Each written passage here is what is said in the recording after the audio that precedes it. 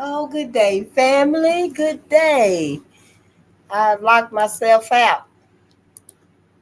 So, oh, I almost did it again. So I was trying to clear some stuff, but I guess I cleared all of my passwords and stuff, everything. So I had to log back in on stuff. We just gonna jump right into reading tonight. Yes, we are gonna jump right into reading. I think we're gonna finish this tonight. I do believe we're gonna finish tonight. Thank you, my ancestors. Okay, I got my water. Just gonna wait on something too. I got my water right here. Got my little receipts. Got our book, The Red Record by Ida B. Wells.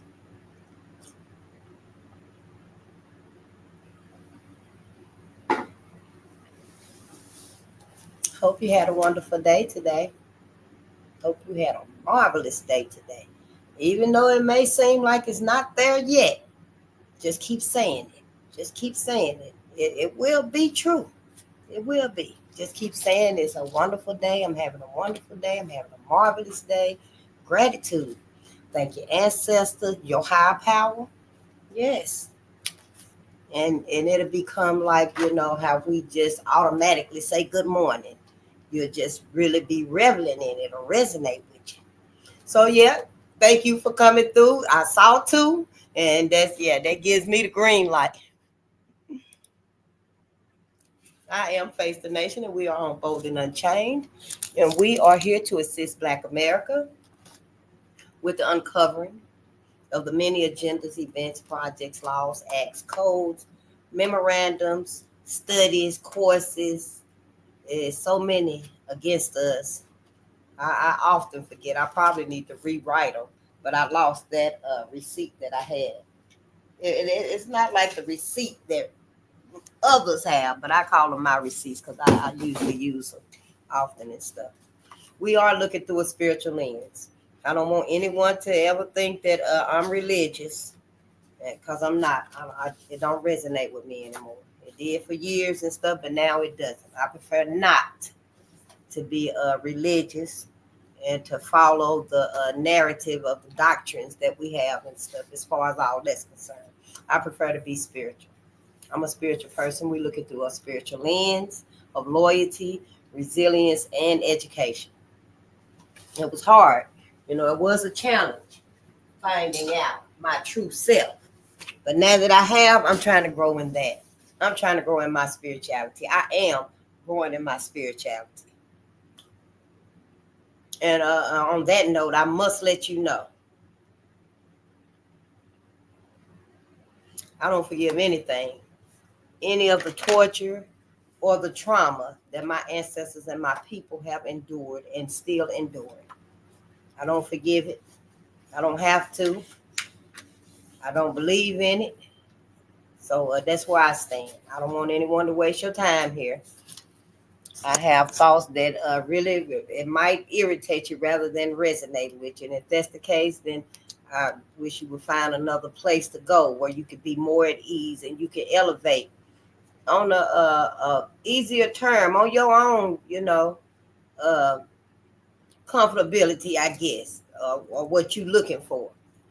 So don't waste time here with me. We really don't have time to waste. We all gonna grow at our own pace and stuff, but that don't mean sit somewhere where it's irritating you and stuff. Even if it is good, if it's irritating you and stuff, just because it's entertaining or what have you and stuff, you want to put yourself where you're gonna get that benefit. You're gonna get that benefit. So let's get this copyright disclaimer out the way because I will forget it. Copyright disclaimer under 107 of the Copyright Act 1976. Allowance is made for fair use for purposes such as criticism, comment, news reporting, teaching, scholarship, and research. Fair use is a use permitted by copyright statute that might otherwise be infringing. Non-profit, educational, or personal use tips the balance in favor of fair use. And then I can put that down there. As long as I say it once, that's good. Okay, tonight we are reading Red Summer by Ida B. Wells. It's a short book. It's very graphic. It doesn't have any pages, any pictures in the pages like Red Summer had. It got a few that I had shown. I don't know if I showed you this. The lynching of C.J. Miller at Bardwell, Kentucky, July the 7th, 1893. So it does have a few pictures in it. And yes, this is another of our black Bibles. Our black Bibles. I don't know if everyone knows, but we have our own Bibles. We have new Bibles now, y'all. With this awakening, this elevating that we're doing, we got to look at new knowledge. We got to embrace our new knowledge. And this is our history. This happened to us. It's his story, but this happened to us. And we need to have these books. We need to start reading these books, start learning. It's really not that different from your Bible. It's no more or less important to me than your Bible. And I know how black people feel about our Bibles. So keep it. Keep your Bible. But you got to get our black Bibles that's telling you specifically what we've been through. Now, the Bible is giving you some good feedback and some good guidance, and it's saved our people. It's been there when we really needed hope. But now we got to elevate. We got to add to them Bibles right there that were forced on our people, y'all. That Bible was forced on our people. The misleading in it's become more like a crutch now, a vice, and we kind of like stuck in it. I think we stuck in the Bible because we haven't read between the lines of what you're reading. Well, I ain't never read it. I couldn't get through it.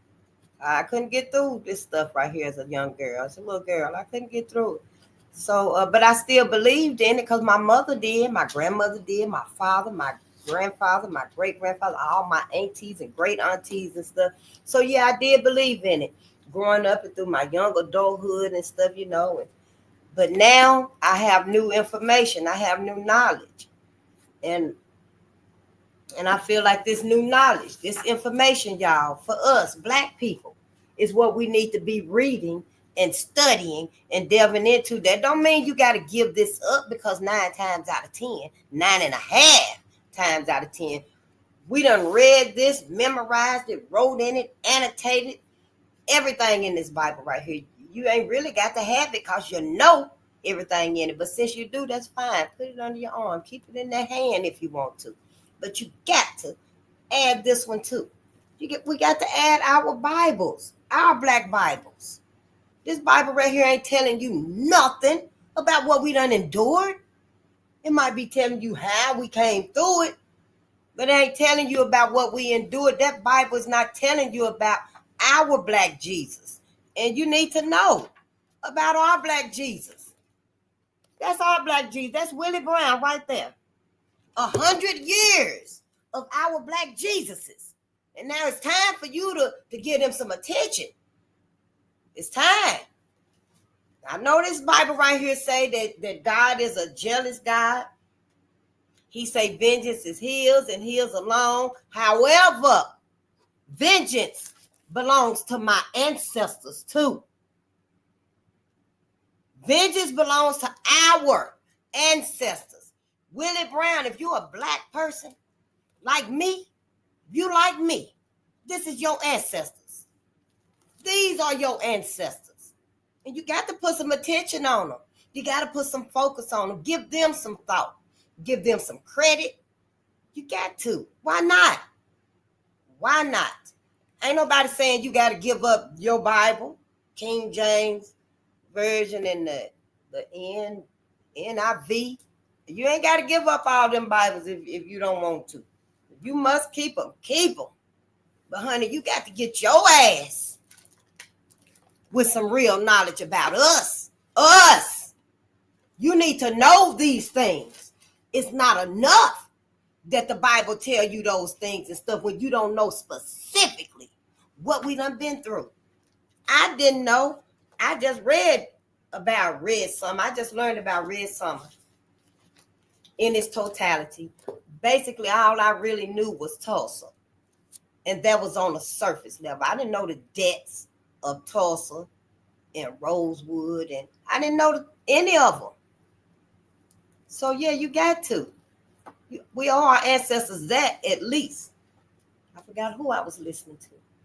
I ain't even gonna go there and stuff because brother said what we own. I mentioned it on another one of these shows and stuff right here. But let's read because we're really gonna try to finish this tonight. We're on chapter 6. Yeah, I think we can do it. Look. Yeah, we're gonna read the rest of it because the back of it got some pretty good stuff in it too. A feel for practical work. Yeah. Let's get started. Let's read. History of some cases of rape.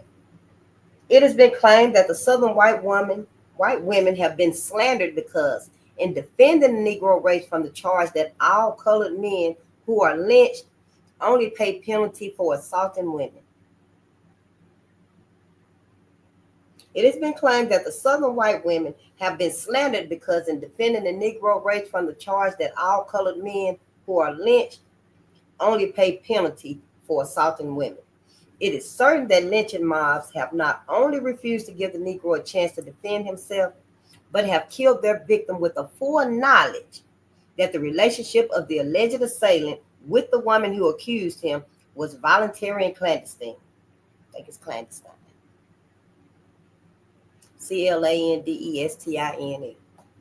As a matter of fact, one of the prime causes of the lynch law agitation has been a necessity for defending the Negro from this awful charge against him. This defense has been necessary because the apologists for outlawry insist that in no case has the accusing woman been a willing consort of her paramour, who is lynched because overtaken in wrong. It is well known, however, that such is the case. In July of this year, 1894, John Paul Bocock, a Southern white man living in New York and assistant editor of the New York Tribune, took occasion to defy the publication of any instance where the lynched Negro was the victim of a white woman's falsehood. Let me read that again. It is well known, however, that such is the case. In July of this year, 1894, John Paul Bocock, a Southern white man living in New York and assistant editor of the New York Tribune, took occasion to defy the publication of any instance where the lynched Negro was the victim of a white woman's falsehood. Such cases are not rare, but the press and people conversant with the facts almost invariably suppress them.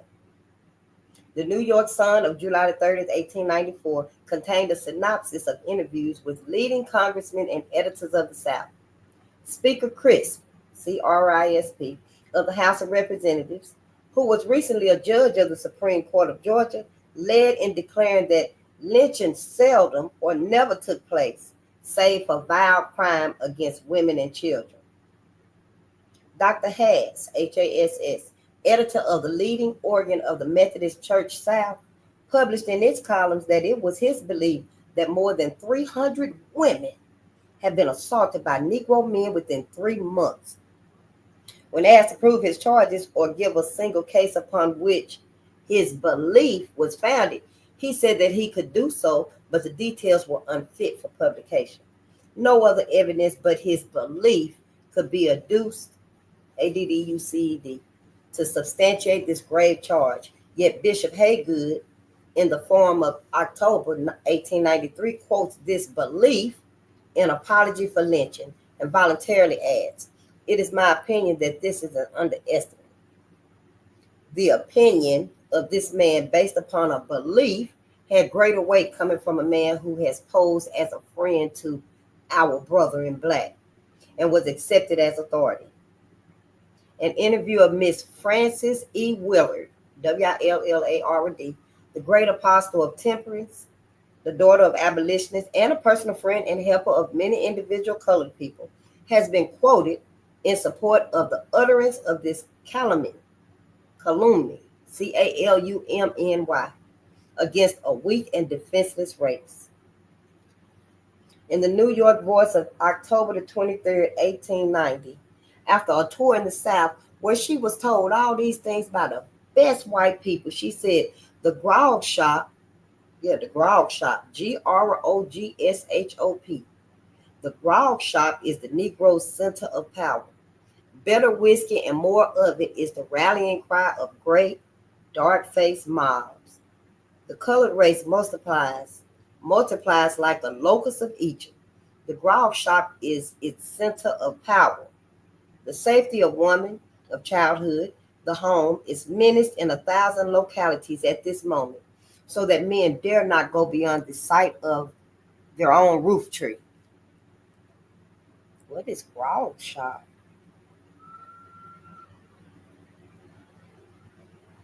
These charges, so often reiterated, have had the effect of fastening the odium upon the race of a peculiar propensity for this foul crime. The Negro is thus forced to a defense of his good name, and this chapter will be devoted to the history of some of the cases where assault upon white women by Negroes is charged. He is not the aggressor in this fight, but the situation demands that the facts be given, and they will speak for themselves. Of the 1,115 Negro men, women, and children hanged, shot, and roasted alive from January 1st, 1882 to January 1st, 1884, inclusive, only 348 of that number were charged with rape. Nearly 700 of these persons were lynched for any other reason which could be manufactured by a mob wishing to indulge in a lynching bee.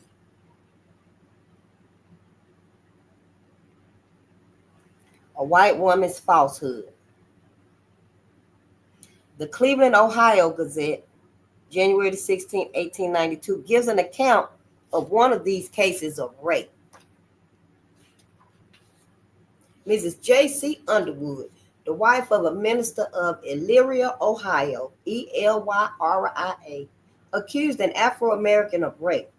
She told her husband that during his absence in 1888, stumping the state for the Prohibition Party, the man came to the kitchen door, forced his way in the house, and insulted her. She tried to drive him out with a heavy poker, but he overpowered and chloroformed her. And when she revived, her clothing was torn, and she was in a terrible condition. She did not know the man, but could identify him. She subsequently pointed out William Offett, Offett, a married man who was arrested and being in Ohio was granted a trial. The prisoner vehemently denied the charge of rape, but confessed he went to Mrs. Underwood's residence at her invitation and was criminally intimate with her at her request. This availed him nothing against the sworn testimony of a minister's wife, a lady of the highest respectability. He was found guilty and entered the penitentiary December 14, 1888, for 15 years. Sometime afterwards, the woman's remorse led her to confess to her husband that the man was innocent. These are her words. I met Alfred at the post office. It was raining. He was polite to me, and as I had several bundles in my arms, he offered to carry them home for me, which he did. He had a strange fascination for me, and I invited him to call on me. He called, bringing chestnuts and candy for the children. By this means, we got them to leave us alone in the room. Then I sat on his lap. He made a proposal to me, and I readily consented. Why I did so, I do not know, but that I did is true. He visited me several times after that, and each time I was indiscreet. I did not care after the first time. In fact, I could not have resisted and had no desire to resist.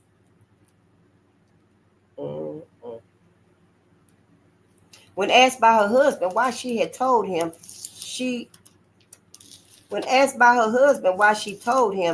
she had been outraged, she said, I had several reasons for telling you. One was the neighbors saw the fellow here. Another was I was afraid I had contracted a loathsome disease. And still another was that I feared I might give birth to a Negro baby. I hope to save my reputation by telling you a deliberate lie. Her husband, horrified by the confession, had Offit, who had already served 4 years in prison, released and secured a divorce. There have been many such cases throughout the South, with the difference that the Southern white men in incident in instances, INSENSATE, they were in incident fury, wreak their vengeance without intervention of law upon the Negro who consorts with their women. There have been many such cases throughout the South, with the difference that the Southern white men in instances with insensate fury wreak their vengeance without intervention of the law upon the Negro who consorts with his women. Tried to manufacture an outrage. The Memphis, Tennessee Ledger of June 8, 1892 has the following. If Lily Bailey, a rather pretty white girl, 17 years of age, who is now at the city hospital, would be somewhat less reserved about her disgrace, there would be some very nauseating details in the story of her life. She is the mother of a little coon. The truth might reveal fearful depravity or the evidence of a rank outrage. She would not divulge the name of the man who has left such black evidence on her disgrace, and in fact says it is a matter in which there can be no interest to the outside world. She came to Memphis nearly 3 months ago and was taken in at the Women's Refuge in the southern part of the city. She remained there until a few weeks ago when the child was born. The ladies in charge of the refuge were horrified. The girl was at once sent to the city hospital where she has been since May the 30th. She is a country girl. She came to Memphis from her father's farm, a short distance from Hernando, Mississippi. Just when she left there, she would not say. In fact, she says she came to Memphis from Arkansas and says her home is in that state. She is rather good looking, has blue eyes, a low forehead, and dark red hair. The lady at the Women's Refuge do not know anything about the girl further than what they learned when she was an inmate of the institution, and she would not tell much. When the child was born, an attempt was made to get the girl to reveal the name of the Negro who had disgraced her, and she obstinately refused, and it was impossible to elicit any information from her on the subject. Note the wording. The truth might reveal fearful depravity or rank outrage.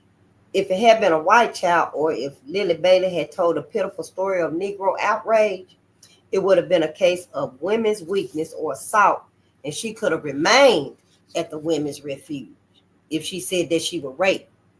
And so, yeah, they would have.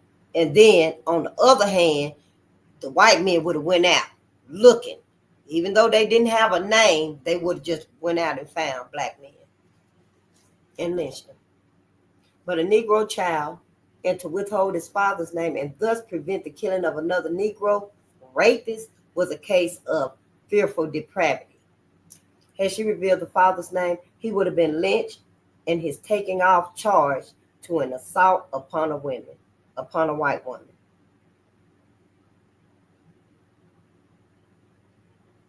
Burned alive for adultery. In Texarkana, Arkansas, Edward Coy was accused of assaulting a white woman. The press dispatches of February 18, 1892, told in detail how he was tied to a tree, the flesh cut from his body by men and boys, white men and white boys. And after cold oil was poured over him, the woman he had assaulted gladly set him on fire. And 15,000 white people saw him burn to death. October the 1st, the Chicago Inter-Ocean contained the following account of that horror from the pen of the bystander, Judge Albion W. Torgy, as a result of his investigation. Albion, Albion, Wtourgee, as a result of his investigations. Number one, the woman who was paraded as victim of violence was a bad character. Her husband was a drunkard and a gambler. Number two, she was publicly reported and generally known to have been criminally intimate with Coy for more than a year previous. 3, she was compelled by threats, if not by violence, to make the charge against the victim. When she came to apply the match, Coy asked her if she would burn him after they had been sweethearting so long. When she came to apply the match, Coy asked her if she would burn him after they had been sweethearting so long. That's what he asked her. Number 5, a large majority of the superior white men prominent in the affair are the reputed fathers of mulatto children. So they ass been sleeping and raping black women too. These are not pleasant facts, but they are illustrative of the vital phase of the so-called race question, which should properly be designated as earnest inquiry as to the best methods by which religion, science, law, and political power may be employed to excuse injustice, barbarity, and crime done to a people because of race and color.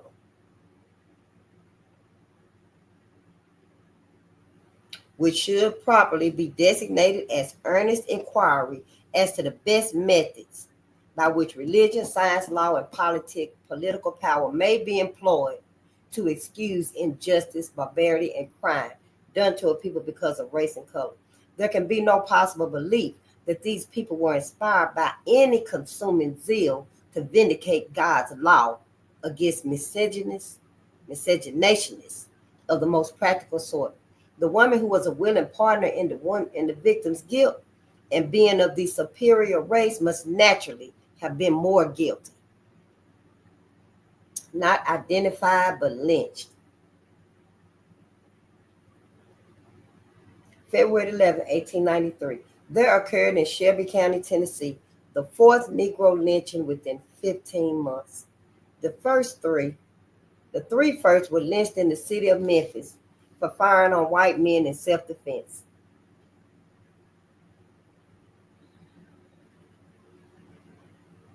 This Negro, Richard Neal, was lynched a few miles from the city limits, and the following is taken from the Memphis, Tennessee Scimitar. The Memphis Scimitar, Scimitar. As the Scimitar stated on Saturday, the Negro Richard Neal, who raped Mrs. Jack White near Forest Hill in this county, was lynched by a mob of about 200 white citizens of the neighborhood.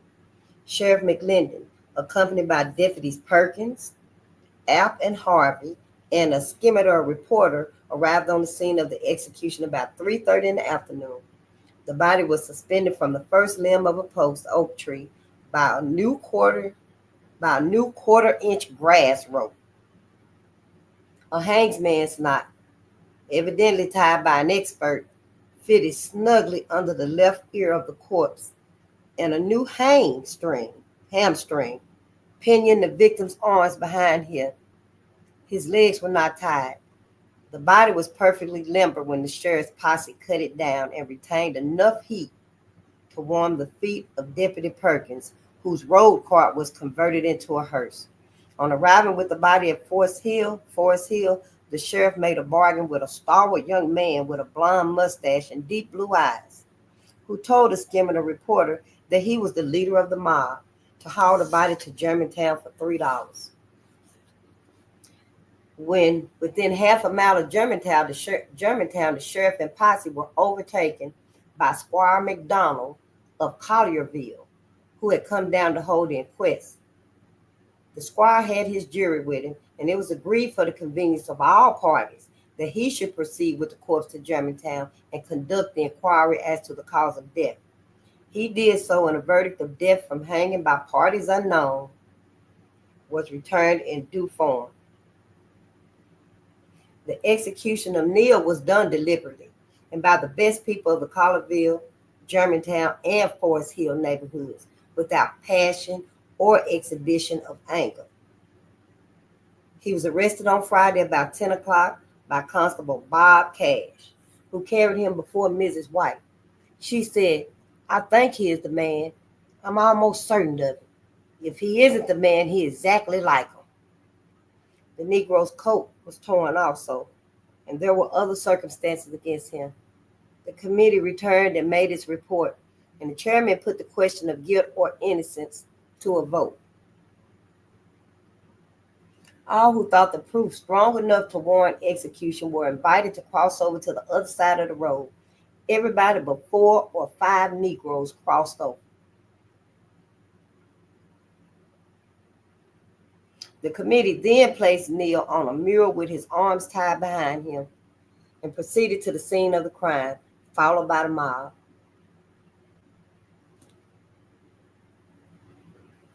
They put him on a mule with his arms tied behind him. Didn't they have Jesus on an ass, a jackass, or a mule or something? Told you these are Jesuses. These are our Jesuses.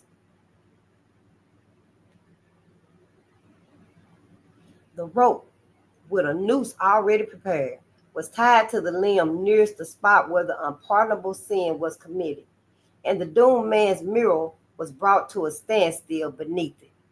Then Neil confessed. He said he was the right man, but denied that he used force or threats to accomplish his purpose. It was a matter of purchase, he claimed, and said the price paid was 25 cents. He warned the colored men present to beware of white women.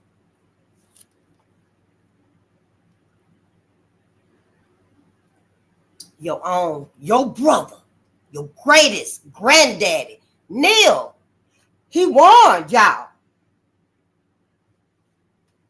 from the grave. These messages coming from the grave. Right? Today is more important than yesterday and tomorrow. He warned the colored men present to beware of white women and resist temptation, for to yield to their blandishments or to the passions of men meant death. While he was speaking, Mrs. White came from her home and, calling Constable Cash to one side, asked if he could not save the Negro's life. The reply was no, and Mrs. White returned to her house. When all was in readiness, the husband of Neil's victim leaped upon the mule's back and adjusted the rope around the Negro's neck. No cap was used, and Neil showed no fear, nor did he beg for mercy. The mule was struck with a whip and bounded out from under Neil, leaving him suspended in the air with his feet about 3 feet from the ground.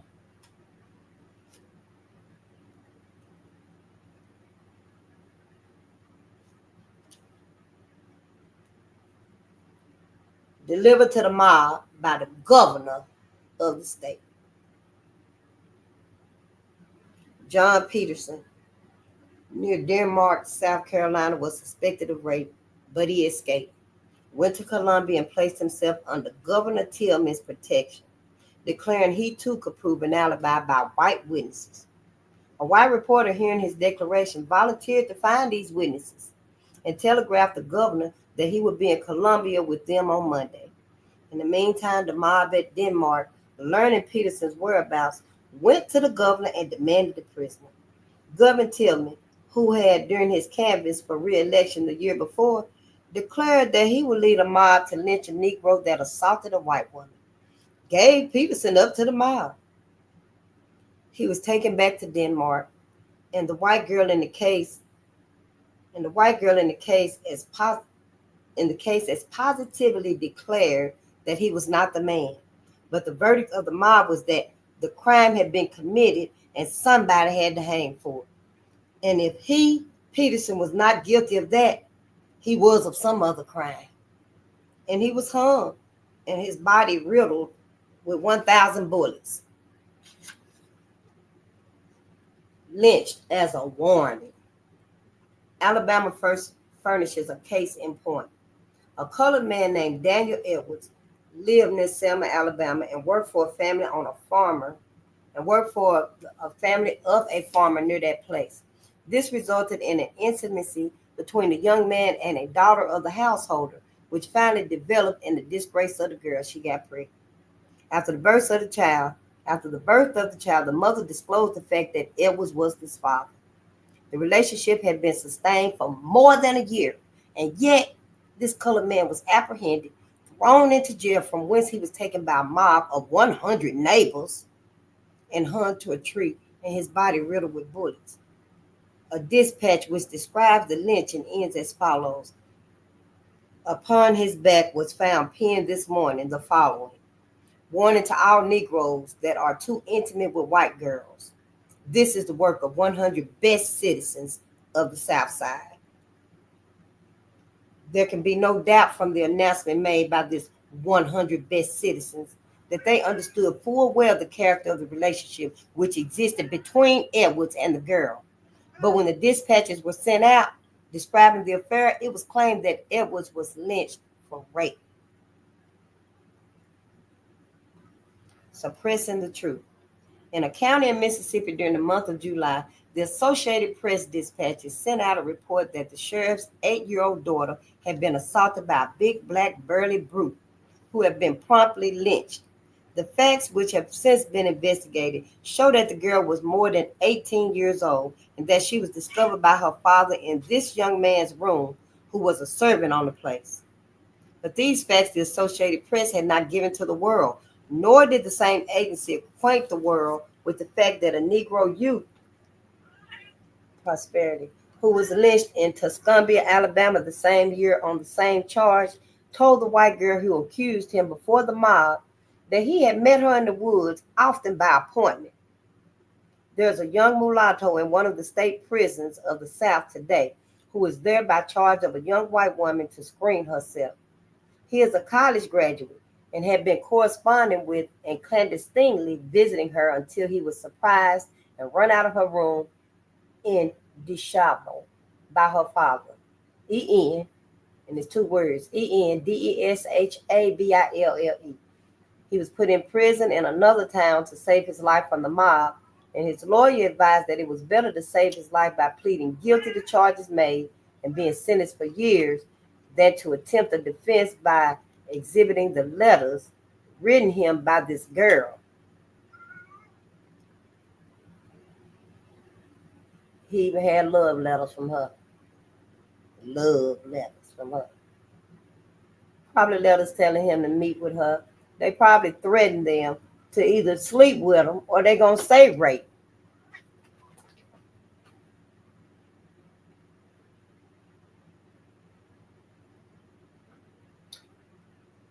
In the latter event, the mob would surely murder him, while there was a chance for his life by adopting the form of court saying that he was guilty. Names, places, and dates are not given for the same reason. The excuse has come to be so safe, it is not surprising that a Philadelphia girl, beautiful and well educated, and of good family, should make a confession published in all the daily papers of that city, October 1894, that she had been stealing for some time, and that to cover one of her thefts, she had said she had been bound and gagged in her father's house by a colored man and money stolen therefrom by him. Had this been done in many localities, it would only have been necessary for her to identify the first Negro in that vicinity to have brought about another lynching bee. So,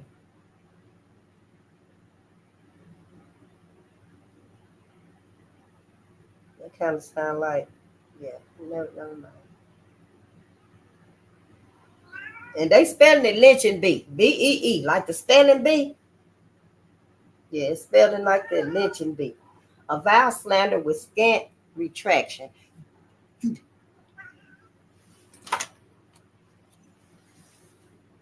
A vile slander with scant retraction.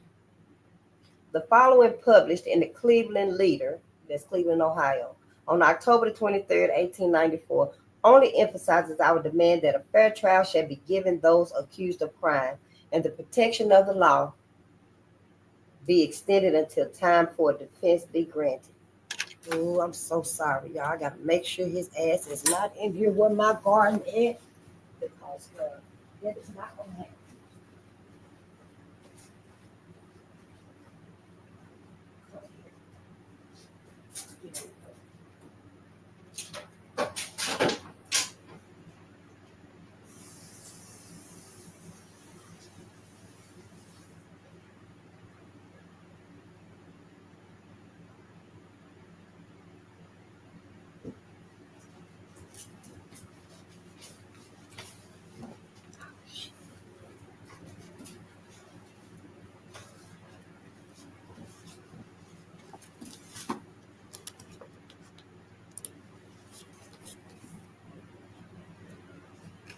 Yeah, I want to come on and get somebody some shout outs. I know that's you, Kelvin. How you doing? So good to see you. And Eclipse Apple. I'm from International Water, dropping the erasing the VCR tape. I'm from International Water, dropping the erasing of VCR tape. Okay. Oh, okay. Georgia Guidestones need to be rebuilt. Legalized today. Yeah, I used to do some studying about the Georgia Guidestones. Yep. Then they tore them all down. I think because too many people were beginning to notice them and were curious about them. Someone told me about them. I had no idea. And they were, I think they were built by a man named R.C. Christian. And he said someone had him to build them. But it had all the different languages on them.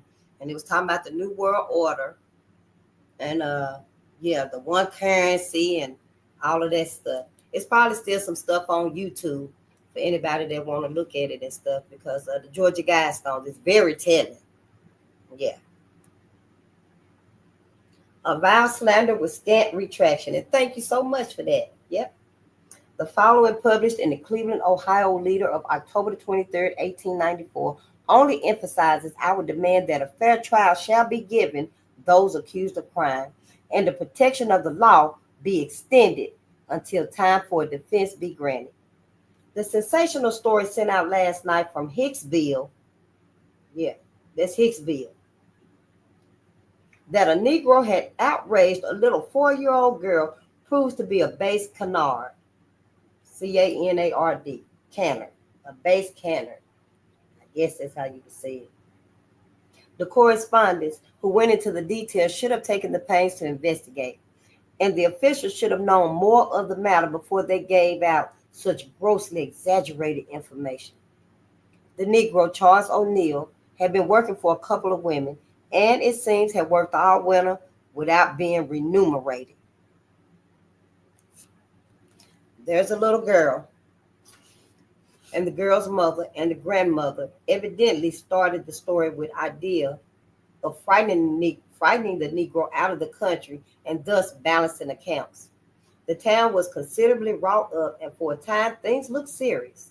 The accused had a preliminary hearing today, and not an iota of evidence was produced to indicate that such a crime had been committed, or that he had even attempted such an outrage.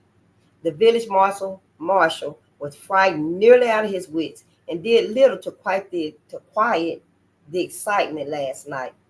The affair was an outrage on the Negro at the expense of innocent childhood, a brainless fabrication from start to finish. The original story was sent throughout this country and England, but the Cleveland Leader, so far as known, is the only journal which has published these facts in refutation of the slander so often published against the race. Not only is it true that many of the alleged cases of rape against the Negro are like the foregoing, but the same crime committed by white men against Negro women and girls is never punished by the mob or the law. A leading journal in South Carolina openly said some months ago that it is not the same thing for a white man to assault a colored woman as for a colored man to assault a white woman, because the colored woman has no finer feelings nor virtue to be outraged. Yet colored women have always had far more reason to complain of white men in this respect than ever white women have had of Negroes. Oh, that's the truth. Illinois has a lynching. In the month of June 1893, the proud Commonwealth of Illinois joined the ranks of lynching states. Illinois, which gave to the world their immortal heroes, Lincoln, Grant, and Logan, trailed its banner of justice in the dust. Dyed its hands red in the blood of a man not proven guilty of his crime. June the 3rd, 1893, the country of Decatur, the country of Decatur, one of the largest cities of the state, was startled with the cry that a white woman had been assaulted by a colored tramp. 3 days later, a colored man named Samuel Bush was arrested and put in jail. A white man testified that Bush, on the day of the assault, asked him where he could get a drink, and he pointed to the house where the farmer's wife was subsequently said to have been assaulted. Bush said he went to the well but did not go near the house and did not assault the woman. After he was arrested, the alleged victim did not see him to identify him. He was presumed to be guilty. The citizens determined to kill him. The mob gathered, went to the jail, met with no resistance, took the suspected man, dragged him out, turned every stitch of clothing from his body, then hanged him to a telegraph pole. The grand jury refused to indict the lynchers though the names of over 20 persons who were leaders in the mob were well known. In fact, 22 persons were indicted, but the grand jurors and the prosecuting attorney disagreed as to the form of the indictments, which caused the jurors to change their minds. All indictments were reconsidered and the matter was dropped. Not one of the dozens of men prominent in that murder have suffered a whit more inconvenience for the butchery of that man than they would have suffered for shooting a dog. Color line justice. In Baltimore, Maryland, a gang of white ruffians assaulted a respectable colored girl who was out walking with a young man of her own race. They held her escort and outraged the girl. It was a deed dastardly enough to arouse Southern blood, which gives its horror of rape as excuse for lawlessness. But she was a colored woman. The case went to the courts and they were acquitted. In Nashville, Tennessee, there was a white man, Pat Hanifan, Hanifan, who outraged a little colored girl, and from the physical injuries received, she was ruined for life. Sound like a time to kill. He was jailed for 6 months, discharged, and is now a detective in that city. In the same city last May, a white man outraged a colored girl in a drugstore. He was arrested and released on bail at the trial. It was rumored that 500 colored men had organized to lynch his ass. It was rumored that 500 colored men had organized to lynch him. 250 white citizens armed themselves with Winchesters and guarded him.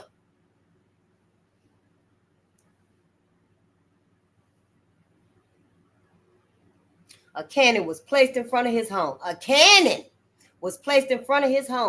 And the Buchanan rifles. Yeah, Buchanan rifles. Buchanan. That's the state militia. Ordered to the scene for his protection.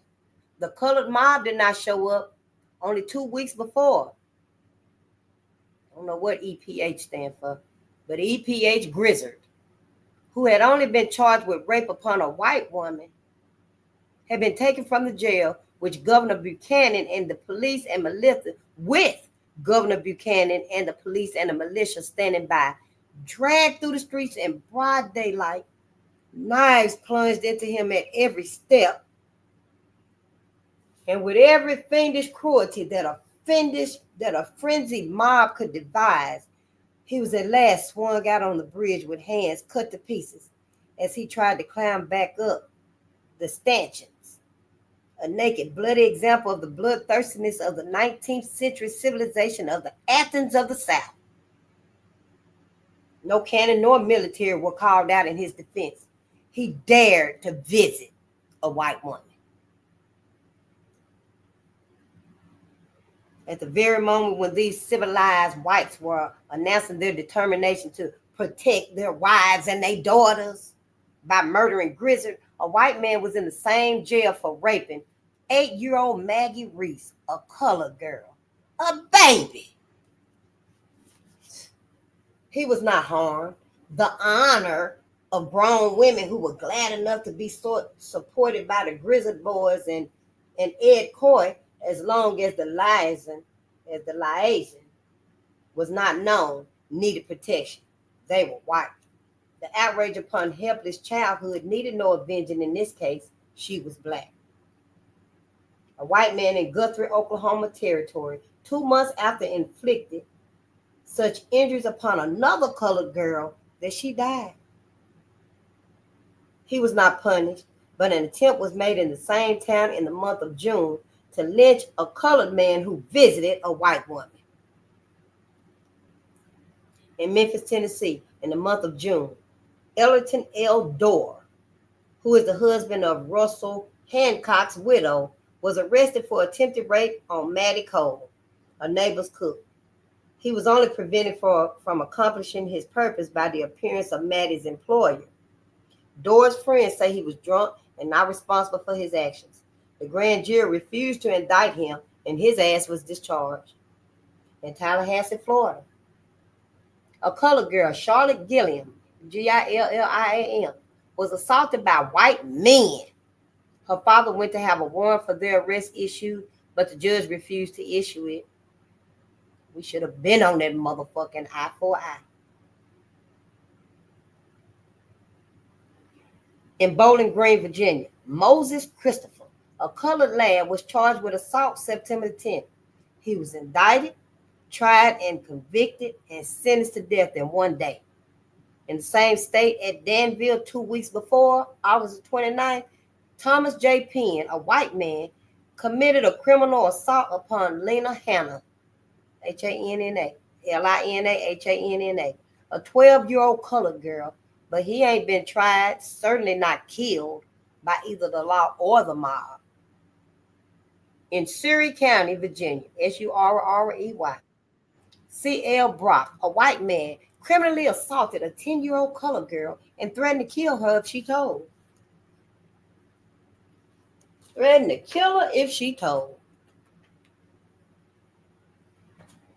Look up my.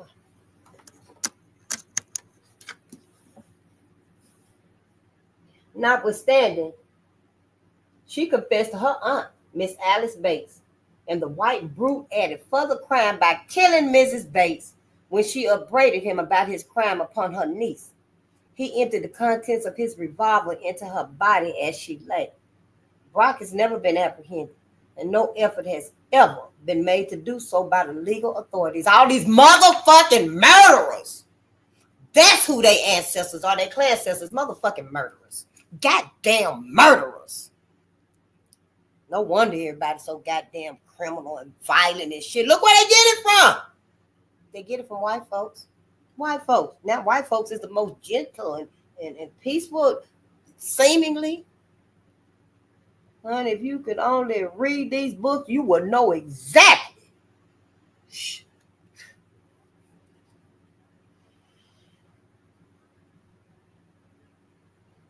But even when punishment is meted out by law to white villains for this horrible crime, it is seldom or never that capital punishment is invoked. 2 cases just clipped from the daily papers will suffice to show how this crime is punished when committed by white offenders and black. Louisville, Kentucky, October 19th. Smith Young, colored, was today sentenced to be hanged. Young criminally assaulted a 6-year-old child about 6 months ago. Jacquez Blucher, Jacquez Blucher, the Pontiac Frenchman, who was arrested at that place for a criminal assault upon his daughter, Fanny, on July the 29th last, pleaded nolo contendere when placed on trial at East Greenwich near Providence, Rhode Island, Tuesday, and was sentenced to 5 years in state prison. Charles Wilson was convicted of assault upon 7-year-old Mamie Keys in Philadelphia in October and sentenced to 10 years in prison. He was white. Indianapolis courts sentenced a white man in September to 8 years in prison for assaulting upon a 12-year-old white girl. Honey, no wonder they stick together, honey, then and now. Y'all can miss me with all that bullshit. Forgive this and trust that, and we all won, and it was a long time ago, and it's been forgiven, it's been forgotten. Your motherfucking ass forgave and forgot.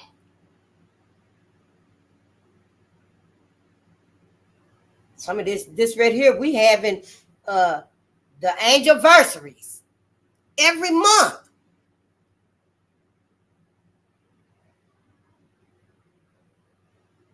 You realize some of these murderers we reading about in these books happened this month, last month, some of them happened that month. We were reading during their anniversaries. I gotta get a calendar. I gotta get a big calendar. I want to know how many days of the year will we not have lynchings. I'm gonna get me a big calendar just for that. April 24, 1893, a lynching was set for Denmark, South Carolina on the charge of rape. A white girl accused a Negro of assault, and the mob was about to lynch him. A few hours before the lynching, 3 reputable white men rode into the town and solemnly testified that the accused Negro was at work with them 25 miles away on the day and the hour the crime had been committed. He was accordingly set free. A white person's word is taken as absolutely for as against the Negro. The crusade justified. Appeal from America to the world. It has been urged in criticism of the movement appealing to the English people for sympathy and support in our crusade against lynch law that our action was unpatriotic, vindictive, and useless. It is not a part of the plan of this pamphlet to make any defense for that crusade, nor to indict any apology for the motives which led to the presentation of the facts of American lynchings to the world at large. Those who are not willfully blind and unjustly critical, to those who are not willfully blind and unjustly critical, the record of more than 1,000 lynchings in 10 years is enough to justify any peaceable movement tending to ameliorate the conditions which led to this unprecedented slaughter of human beings. If America would not hear the cry of men, women, and children whose dying groans ascended to heaven, praying for relief, not only for them, but for others who might soon be treated as they, then certainly no fair-minded person can charge disloyalty to those who make an appeal to the civilization of the world for such sympathy and help as it is possible to extend. If stating the facts of these lynchings as they appear from time to time in the white newspapers of America, the news gathered by white correspondents, compiled by white press bureaus, and disseminated among white people shows any vindictiveness, then the mind which so charges is not amenable to argument. But it is the desire of this pamphlet to urge that the crusade started and thus far continued has not been useless, but has been blessed with the most salutary results. Salutary.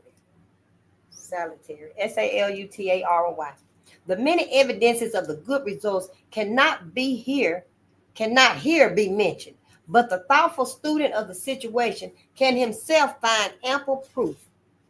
There need not be mentioned the fact that for the first time since lynching began, has there been any occasion for the governors of the several states to speak out in reference to these crimes against law and order.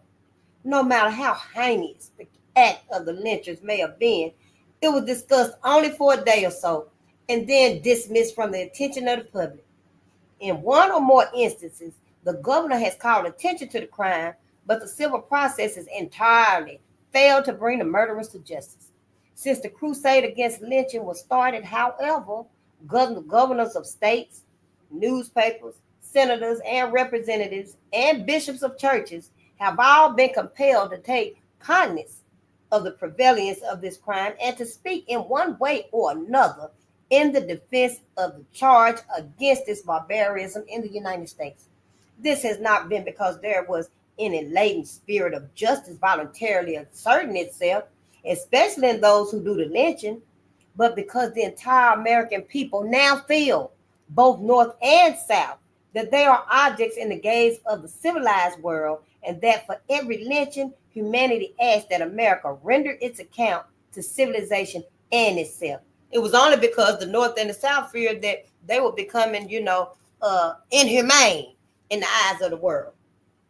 So yeah, that's how I read it.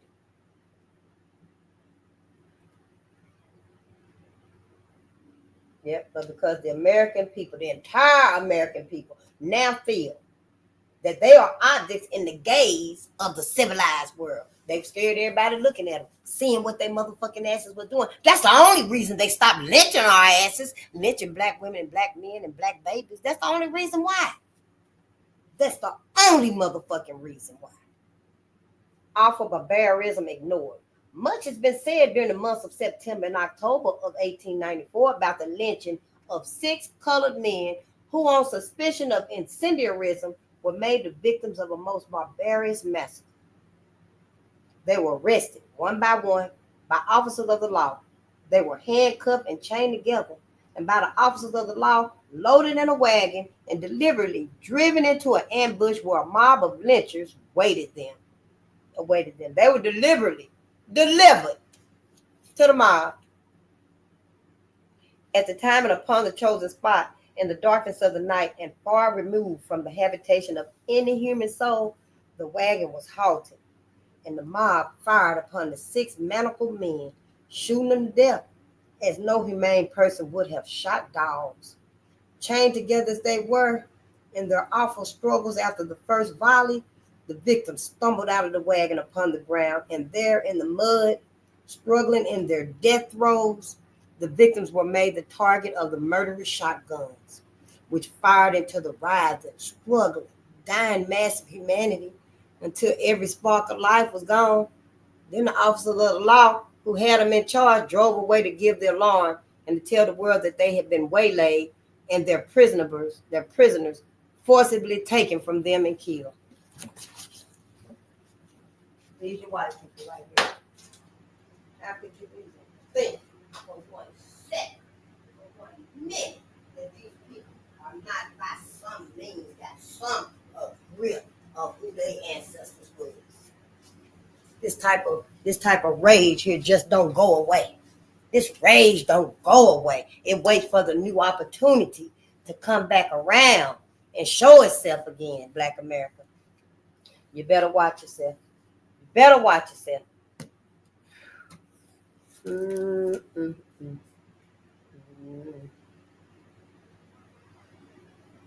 Awful barbarism. No, we already read that. We just read that. Memphis, then and now. Only 2 years prior to the massacre of the 6 men near Memphis, that same city took part in a massacre in every way as bloody and brutal as that of September last. It was the murder of 3 young colored men, and who were known to be among the most honorable, reliable, worthy, and peaceable colored citizens of the whole community. All of them were engaged in the mercantile business, being members of a corporation which conducted a large grocery store, and one of the 3 being a letter carrier in the employ of the government. These 3 men were arrested for resisting an attack of a mob upon their store, in which melee none of the assailants, who had armed themselves for their devilish deeds by securing court processes, were killed or even seriously injured. But these 3 men were put in jail, and on 3 or 4 nights after their incarceration, a mob of less than a dozen men, by collusion with the civil authorities, entered the jail, took the 3 men from the custody of the law, and shot them to death. Memphis knew of this awful crime, knew then and knows today who the men were who committed it, and yet not the first step was ever taken to apprehend the guilty wretches who walk the streets today with the brand of murder upon their foreheads, but as safe from harm as the most upright citizens of that community.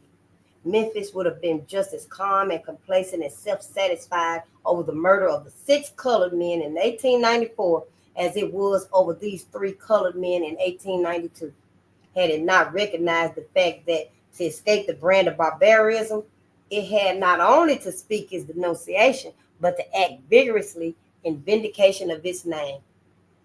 Yeah. So Kentucky, remember we read racial violence in Kentucky in 1865 to 1940, and it was telling how Kentucky the state of Kentucky was telling Kentuckians in the whole state to stop lynching black men and black women, stop dragging them through these towns, and stop scraping their skin and dismembering them and hanging them and stuff, because they want people to move to Kentucky and bring their businesses and have families and stuff. That's what everybody did.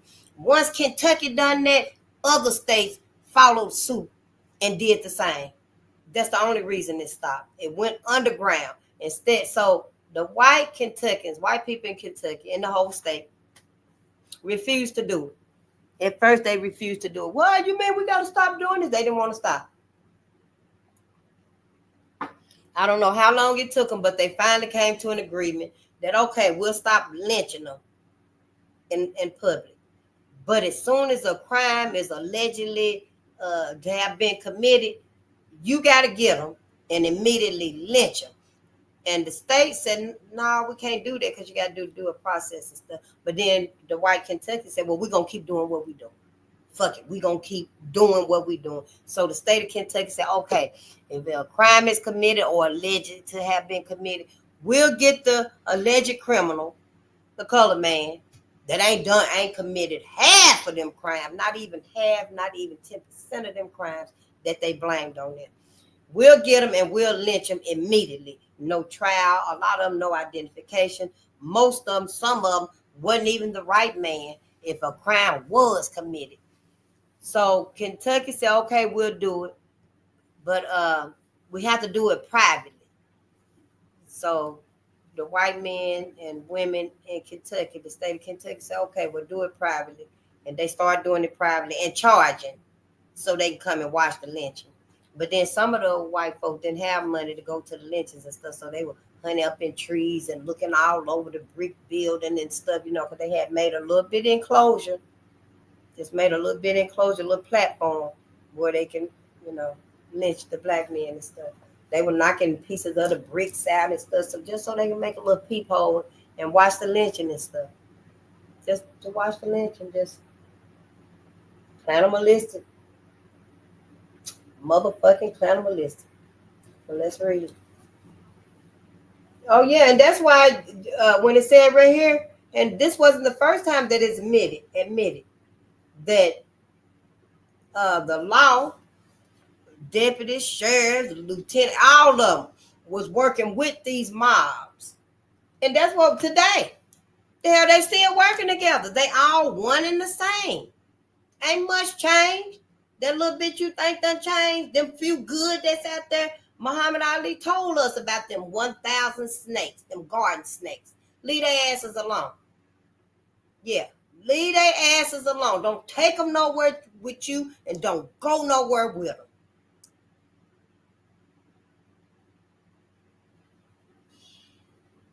An Alabama horror ignored. A further instance of this absolute disregard of every principle of justice and the indifference to the barbarism of lynch law might be cited here, and is furnished by the white residents in the city of Carlton, Alabama. Several cases of arson had been discovered, and in their search for the guilty parties, suspicion was found to rest upon 3 men and a woman. The 4 suspects were Paul Hill, Paul Archer, William Archer, his brother, and a woman named Emma Fair. The prisoners were apprehended, earnestly asserted their innocence, but went to jail without making any resistance. They claimed that they could easily prove their innocence upon trial. Probably didn't even make it to no trial. One was suspect that the civilization which defends itself against the barbarisms of lynch law by stating that it lynches human beings only when they are guilty of awful attacks upon women and children, would have been very careful to have given these 4 prisoners, who were simply charged with arson, a fair trial, to which they were entitled upon every principle of the law and humanity. Especially would this seem to be the case when, if is considered that one of the prisoners charged was a woman. And if the 19th century has shown any advancement upon any lines of human action, it is preeminently shown in its reverence respect, and protection of its womanhood. But the people of Alabama failed to have any regard for womanhood whatsoever. The three men and the woman were put in jail to await trial. A few days later, it was rumored that they were to be subjects of lynch law.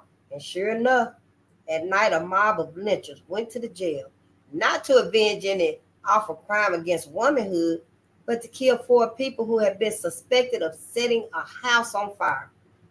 They were caged in their cells, helpless and defenseless. They were at the mercy of civilized white Americans.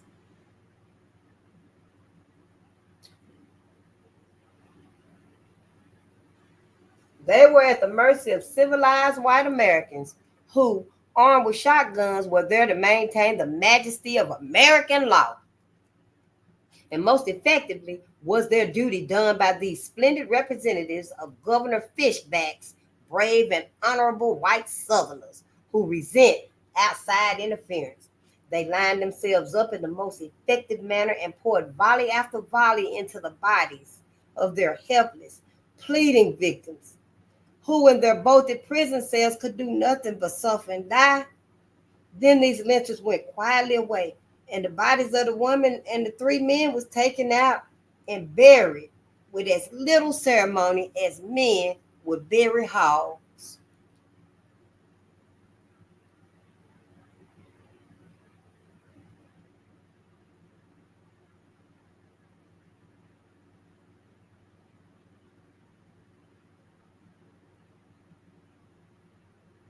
No one would say that the massacre near Memphis in 1894 was any worse than this bloody crime of Alabama in 1892.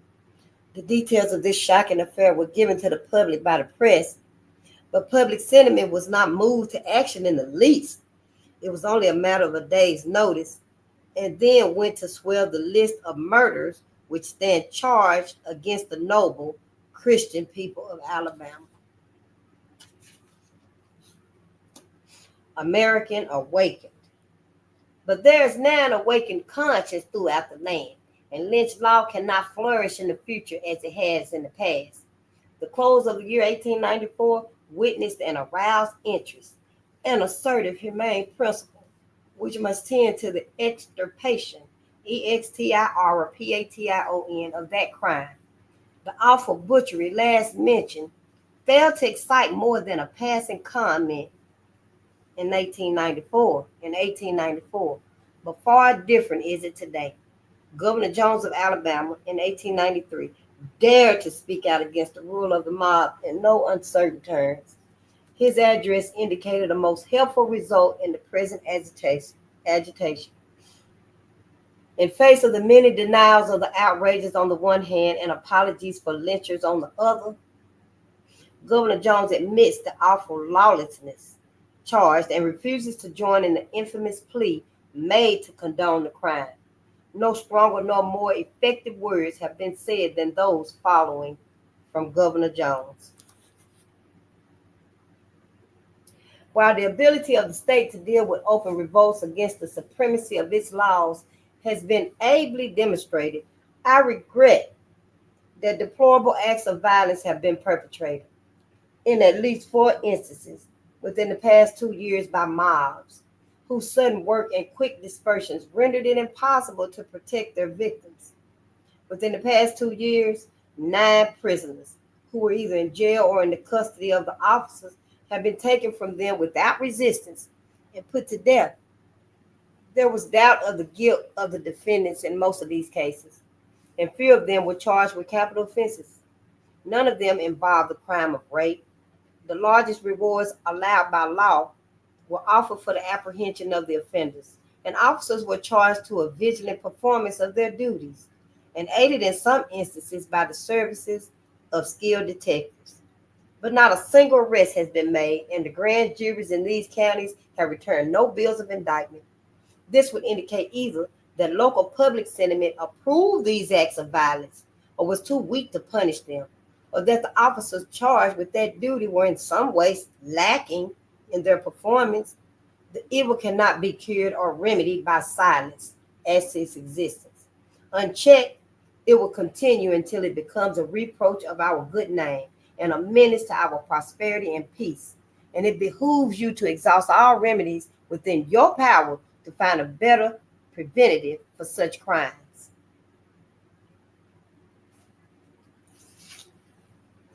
And again, it only went underground because all eyes was on what America was doing. Everyone was looking. Not the North and the South, I mean the world was looking. A friendly warning. From England comes a friendly voice, which must give to every patriotic citizen food for earnest thought. Writing from London to the Chicago Inter-Ocean, it's 2 words, Inter-Ocean, November 25th, 1894, the distinguished compiler of our last census, Honorable Robert P. Porter, gives the American people a most interesting review of the anti-lynching crusade in England, submitting editorial opinions from all sections of England and Scotland, showing the consensus of British opinion on this subject. It hardly need be said that without exception, the current of English thought deprecates the rule of mob law, and the conscience of England is shocked by the revelation made during the present crusade. In his letter, Mr. Porter says, while some English journals have joined certain American journals in ridiculing the well-meaning people who have formed the anti-lynching committee, there's a deep undercurrent on this subject which is injuring the southern states far more than those who have not been drawn into the question of English investment for the South, as I can surmise. This feeling is by no means all sentiment. An Englishman whose word and active cooperation could send £1 million sterling to any legitimate Southern enterprise, said the other day. I will not invest a farthing in states where these horrors occur. I have no particular sympathy with the anti-lynching committee, but such outrages indicate to my mind that where life is held to be of such little value, there is even little less assurance that the laws will protect property. As I understand it, the states, not the national government, control in such matters, and where those laws are strongest, there is the best field for British capital. Probably the most bitter attack on the anti-lynching committee has come from the London Times. Those Southern governors, who had their bombastic letters published in the Times with favorable editorial comment, may have had their laugh at the anti-lynchers here too soon. A few days ago, in commenting on an interesting communication from Richard H. Edmonds, editor of the Manufacturer's Record, setting forth the industrial advantages of the Southern states, which has published in its columns, the Times says, without in any way countenancing the impertinence of anti-lynching committee, we may say that a state of things in which the killing of Negroes by bloodthirsty mobs is an incident of not unfrequent occurrence, is not conducive to success in industry. Its existence, however, is a serious obstacle to the success of the South in industry. For even now, Negro labor, which means at best inefficient labor, must be largely relied on there, and its efficiency must still be further diminished by spasmodic terrorism. Its existence, however, is a serious obstacle to the success of the South in industry. For even now, Negro labor, which means at best inefficient labor, must be largely relied on there, and its efficiency must be still further diminished by spasmodic terrorism. Those interested in the development of the resources of the Southern states, and no one in proportion to his means, has shown more faith in the progress of the South than the writer of this article, must take hold of this matter earnestly and intelligently. Sneering at the anti-lynching committee will do no good. Back of them, in fact, if not informed, is the public opinion of Great Britain. Even the Times cannot deny this. It may not be generally known in the United States, but while the Southern and some of the Northern newspapers are making a target of Miss Wells, the young colored woman who started this English movement and cracking their jokes at the expense of Miss Florence Balgenie, Balgarnie, who, as Honorable Secretary, conducts the committee's correspondence. The strongest sort of sentiment is really at the back of the movement. Here we have crystallized every phase of political opinion. Extreme unionists like the Duke of Argyll and advanced home rulers such as Justin McCarthy, Thomas Burt, the labor leader, Herbert Burroughs, the socialist, and Tom Mann, representing all phases of the Labor Party, are cooperating with conservatives like Sir T. Eldon Gorst. But the real strength of this committee is not visible to the casual observer. As a matter of fact, it represents many of the leading and most powerful British journals. A.E. Fletcher is editor of the London Daily Chronicle. P.W. Clayton is prominent in the councils of the London Daily News. Professor James Stewart is Gladstone's great friend and editor of the London Star. William Byles, B-Y-L-E-S, is editor and proprietor of the Bradford Observer. Sir Hugh Gilson Reid, Gilzenreid, is a leading Birmingham editor. In short, this committee has secured, if not the leading editors, certainly important and warm friends, representing the Manchester Guardian, the Leeds Mercury, the Plymouth Western News, Newcastle Leader, the London Daily Graphic, the Westminster Gazette, and London Echo, a host of minor papers all over the kingdom, and practically the entire religious press of the kingdom. The greatest victory for the anti-lynchers comes this morning in the publication in the London Times of William Lord Garrison's letter. This letter will have immense effect here. It may have been printed in full in the United States, but nevertheless, I will quote a paragraph which would strengthen the anti-lynchers greatly in their crusade here. A year ago, the South derided and resented Northern protests. Today, it listens, explains, and apologizes for its uncovered cruelties. Surely a great triumph for the little woman to accomplish. It is the truth of power, simply and unreservedly spoken, for her language was inadequate to describe the horrors exposed.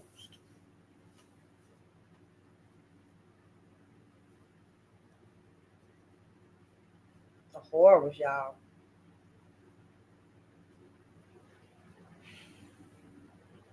If the southern states are wise, and I say this with the earnestness of a friend and one who has built a home in the mountain regions of the South and thrown his lot in with them, they will not only listen, but stop lawlessness of all kinds. If they do, and thus secure the confidence of Englishmen, we may in the next decade realize some of the hopes for the new South we have so fondly cherished. That's something. I think we're going for another 15 minutes. I don't know if we ain't gonna finish tonight. We on chapter 8 though. Look. Yep, we on chapter 8. We doing, we good. We doing good, but I don't want to keep us and stuff. Yeah, that would be chapter 8. And then we got 2 more chapters. So we won't finish it tonight.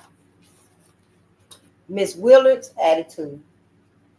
Mrs. Willard's attitude. Miss Willard's attitude. No class of American citizens stands in greater need of the humane and thoughtful consideration of all sections of our country than do the colored people. No class of American citizens stand in greater need of the humane and thoughtful consideration of all sections of our country than do the colored people.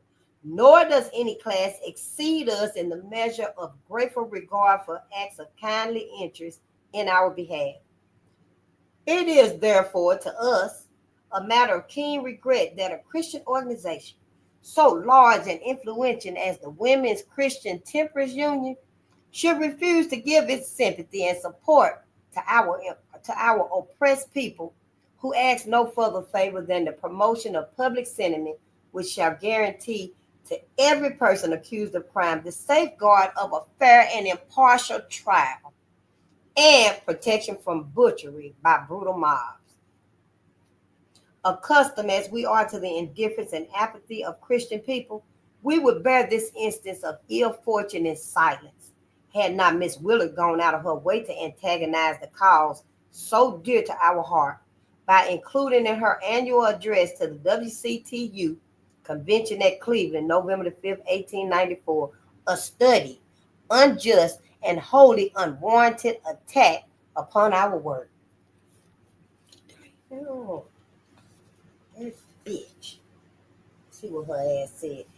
In her address, Miss Willard said, the zeal for her race of Miss Ida B. Wells, a bright young colored woman, has, it seems to me, clouded her perception as to who were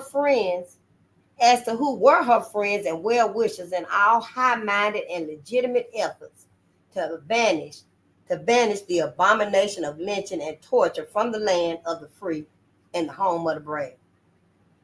It is my firm belief that in the statements made by Miss Wells concerning white women,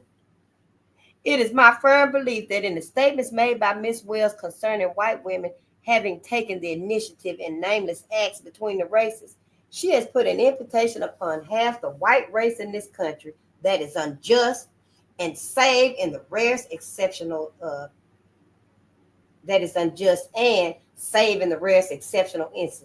instances, wholly without foundation.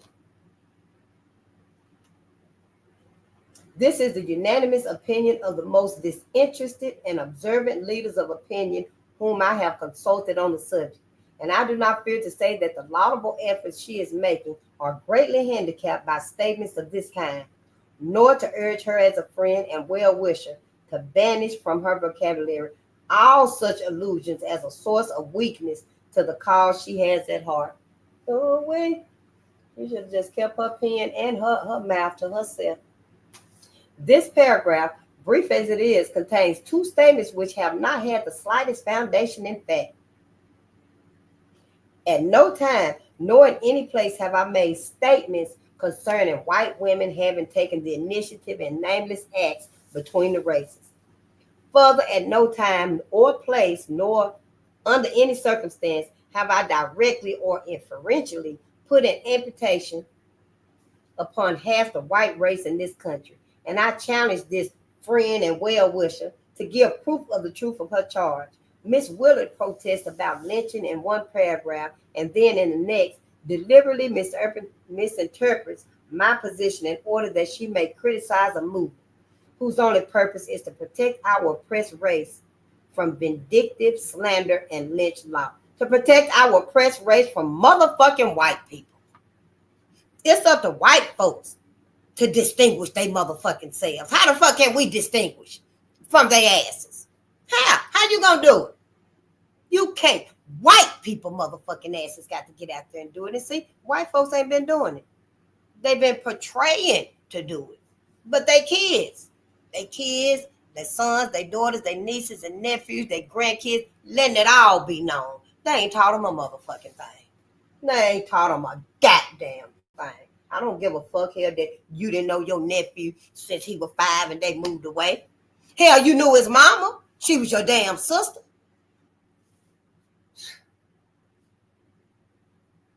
What I have said and what I now repeat in answer to her first charge is that colored men have been lynched for assault upon women when the facts were plain that the relationship between the victim lynched and the alleged victim of his assault was voluntary, clandestine, and illicit. For that very reason, we maintain that in every section of our land, the accused should have a fair, impartial trial so that a man who is colored shall not be hanged for an offense which, if he were white, would not be adjudged a crime. It wouldn't even be a crime. Facts cited in another chapter, History of Some Cases of Rape, amply maintain this position.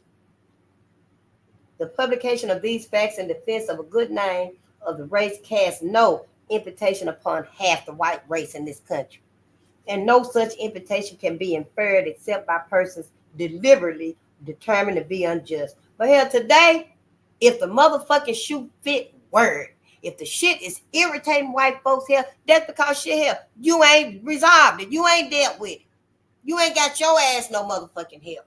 Don't act like y'all asses is the motherfucking victim now, cause you ain't. No, you ain't never been no victims.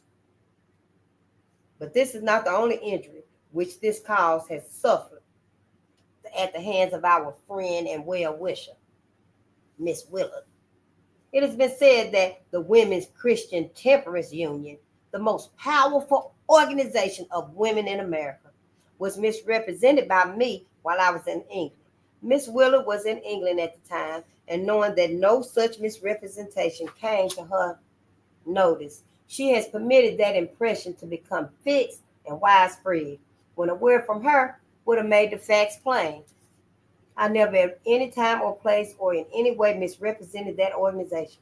When asked what concerted action had been taken by churches and great moral agencies in America to put down lynch law, I was compelled in truth to say that no such action had occurred. That pulpit, press, and moral agencies in the main were silent, and for reasons known to themselves, they ignored the awful conditions which, to the English people, appeared so abhorrent. Then the question was asked what the great moral reformers like Miss Frances Willard and Mr. Moody had done to suppress lynch law. And again, I answered nothing, that Mr. Moody had never said a word against lynching in any of his trips to the South or in the North either, so far as was known, and that Miss Willard's only public utterance on the situation had condoned lynching and other unjust practices of the South against the Negro.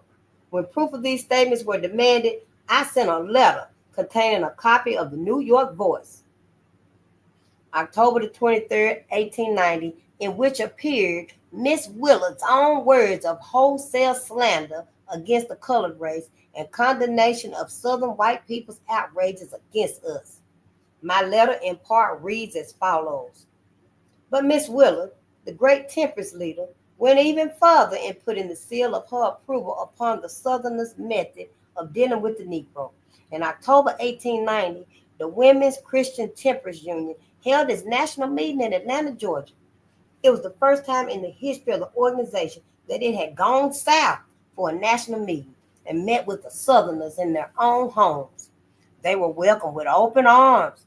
The governor of the state and the legislature gave special audiences in the Hall of State Legislation to the temperance workers. They set out to capture the Northerners to their way of seeing things, and without troubling to hear the Negro side of the question, these temperance people accepted the white man's story of the problem with which he had to deal. State organizers were appointed that year who had gone through the southern states since then, but in obedience to southern prejudices have confined their work to white persons only. It is only after Negroes are in prison for crimes that efforts of these temperance women are exerted without regard to race, color, or previous condition. No ounce of prevention is used in their case. They are black, and if these women went among the Negroes for this work, the whites would not receive them, except here and there are found no temperance workers of the Negro race. The great dark-faced mobs are left the easy prey of the saloon keepers. Yeah, I think we'll finish there for. Oh wait, yeah, I think we'll finish there until tomorrow. Oh no, I'm going to finish. Yeah, it's just 4 pages, and then we'll start a whole new subtitle. There was pending in the National Congress at this time a federal election bill, the object being to give the national government control of the national elections in the several states. Had this bill become a law, the Negro, whose vote has been systematically suppressed since 1875 in the southern states, would have had the protection of the national government, and his vote counted. The South would have been no longer solid. The Southerners saw that the balance of power which had unlawfully held in the House of Representatives and the Electoral College, based on the Negro population, would be wrested from them. Wrested. Remember, they loved it. Wrested. Would be wrested from them, not wrestled. So they nicknamed the pending elections law the Force Bill, probably because it would force them to disgorge their ill-gotten political gains, and defeated it. While it was being discussed, the question was submitted to Miss Willard. What do you think of the race problem and the Force Bill? Said Miss Willard.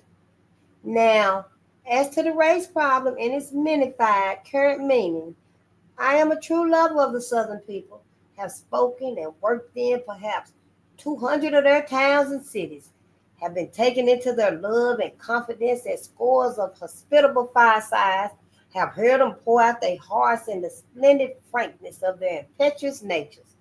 And I have said to them at such times, when I go north, there will be wafted to you. There will be wafted to you, WAFTED. No word from pen or voice that is not loyal to what we are saying here and now.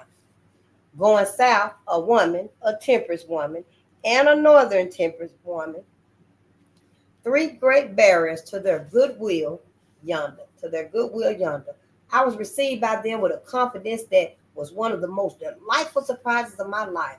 I think we have wronged the South, though we did not mean to do so. The reason was, in part, that we had irreparably wronged ourselves by putting no safeguards on the ballot box at the North that would sift out alien illiterates. They rule our cities today. The salon is their palace, and the toddy stick their scepter. It is not fair that they should vote, nor is it fair that a plantation Negro, who can neither read or write, whose ideas are bounded by the fence of his own field and the price of his own mural, should be entrusted with the ballot. We ought to have put an educational test upon that ballot from the first.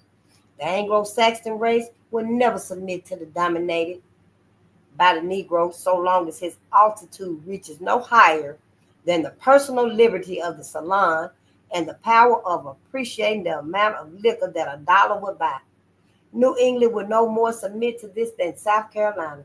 Better whiskey and more of it has been the rallying cry of great dark-faced mobs in the southern localities where a local option was snowed under by the colored vote. Temperance has no enemy like that, for it is unreasoning and unreasonable. Tonight, it promises in a great congregation to vote for temperance at the polls tomorrow. But tomorrow, 25 cents changes that vote in favor of the liquor seller. I pity the Southerners, and I believe the great mass of them are as conscientious and kindly intentioned toward the colored man as an equal number of white church members of the North. Would-be demagogues led the colored people to destruction. Would-be demagogues led the colored people to destruction. Half-drunken white roughs murder them at the poll or intimidate them so that they do not vote. But the better class of people must not be blamed for this, and a more thoroughly American population than the Christian people of the South does not exist. They have the traditions, the kindness, the probity, Probity, the courage of our forefathers. The problem on their hands is immeasurable. The colored race multiplies like the locusts of Egypt. The grog shop is its center of power.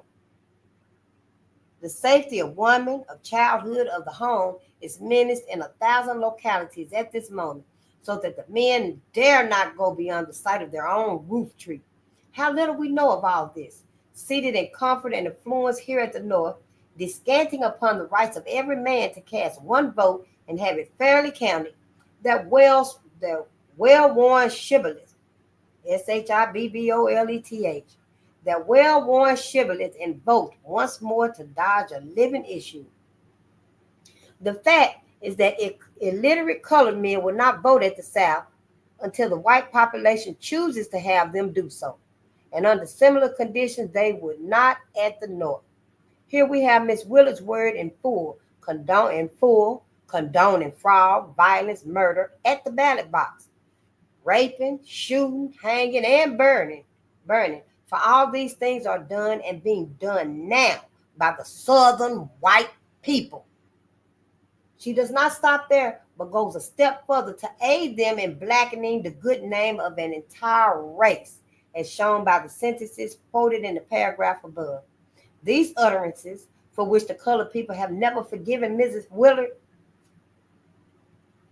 and which Frederick Douglass has denounced as false, are to be found in full in the voice of October 23rd, 1890, a temperance organ published at New York City. I'm gonna see if I can find that and maybe I can hear her motherfucking ass. Let me see. Yeah, it say Black people that never forgive her ass. So why y'all ass is so forgiving that other than religion? This letter appeared in the May number of Fraternity. That's a paper, Fraternity. The organ of the first anti-lynching society of Great Britain. When Lady Henry Somerset learned through Miss Florence Balgarnie, Balgarnie, that this letter had been published, she informed me that if the interview was published, she would take steps to let the public know that my statements must be received with caution. As I had no money to pay the printer to suppress the edition, which was already published, and these ladies did not care to do so, the May number of Fraternity was sent to its subscribers as usual. 3 days later, there appeared in the Daily Westminster Gazette an interview with Miss Willard, written by Lady Henry Somerset, which was so subtly unjust in its wording that I was forced to reply in my own defense. In that reply, I made only statements which, like those concerning Miss Willard's voice interview, have not been and cannot be denied. It was as follows.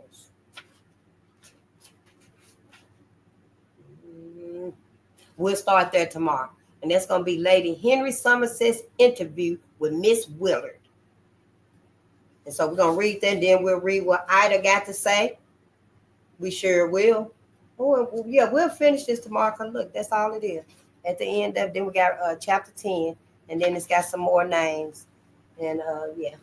And yeah, we're done for tonight. We will start here tomorrow. You know, I want to go on, but yeah, it got us to another subtitle. So we'll stop there. Yes, I thank you so much for your patience and your presence. The ancestors are very proud. We finally doing it. It's taking us so long. It's taking us so long. So yeah, we made it though. We doing it. Yeah, I just want y'all to don't give up, okay? Whatever you're doing, whatever you're working on and stuff, don't give up on it. Just keep your focus right there in front of you. Keep your gratitude. Keep your song in your heart. And you know you got to process this tonight. You know you got to process it. Every night after these readings, we have to process this so we can get this out. You don't want to wake up in the morning, go about your day and stuff, and then you still thinking about this. It's still on your mind. You still seeing the visions of the lynchings and the burning at the stakes and stuff. Process it so you can move past it, and you won't have no hang-ups. You won't have no hang-ups. And if you do have some hang-ups, just know that vengeance belongs to our ancestors too. Just know that vengeance belongs to our ancestors too, okay? And I love y'all, and I will see you tomorrow. What's tomorrow? Saturday? Yeah, I'll be on tomorrow, Saturday at 12 o'clock. I've been trying to go get some more stuff done during the daytime and stuff. But yeah, just give me a little time to get my home together. I hope y'all working on your garden. Don't forget about your garden, because time is rearing up. Ain't going to be no more food coming in this motherfucker soon. We're going to have to find some kind of way to feed each other, feed ourselves, feed these babies. Be letting the babies know that things finna change a little bit. It's going to change a little bit. Be getting your garden together and your pantry, so that, you know, we can be able to sustain something. We won't just be all out and under and stuff. We done survived worse. We have survived worse. This that's happened now is unprecedented. Everybody finna get some of this motherfucking oppression. They should have listened to Martin. Should have listened to everybody. When Martin Luther King said injustice to one is injustice to all, he was not talking to only us. If he was talking to us, I think he was talking to white folks, letting their asses know that what you're doing to black people gonna come right back around and be done to you. Injustice. He wasn't saying that we gonna burn them at the stake and lynch them and skin them and dismember and castrate them and stuff, but he was letting them know that injustice comes back around. Injustice comes back around. I don't think my ancestors gonna lynch them and burn them at the stake and stuff, but they asses damn sure finna get some work. Yeah, they finna get them consequences for what they've done, because they haven't showed no type of remorse, trying to get some healing. They still been cock blocking our ancestors, and for that they gotta pay. So let's get out the way. I'm just saying. I love y'all, and I will see you tomorrow. Peace and power to the people. Hi, Kenneth. It's so good, Kenneth. It's so good to see you. And I love you too, my brother. And Larry, it's so good to see you. Yes, it is. I love y'all to life and afterlife. For me, it's more than just earth. It's more than just earth. We suffering here. We've suffered terribly here. We still traumatized. We are still traumatized. You see all our ancestors that went through this and didn't get any healing. A lot of them died, traumatized. A lot of our great grandmamas. This is their stories. They knew these. They knew these stories. So, I want us to just know that we're doing the right thing. It's time for us to do the right thing. And ain't nothing wrong with it. Anybody that say that something is wrong with it, honey, they against you and your ancestors. Don't let that be. I love you.